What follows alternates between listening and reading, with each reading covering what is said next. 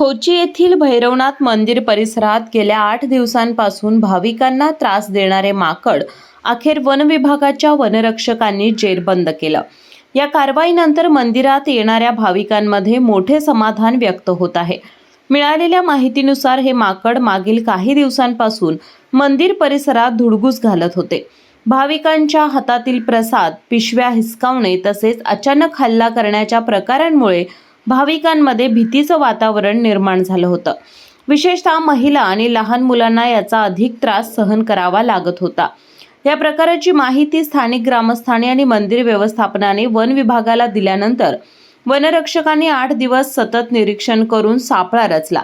अखेर आज सकाळी यशस्वी कारवाई करत माकडाला सुरक्षितरित्या जेरबंद करण्यात आलं।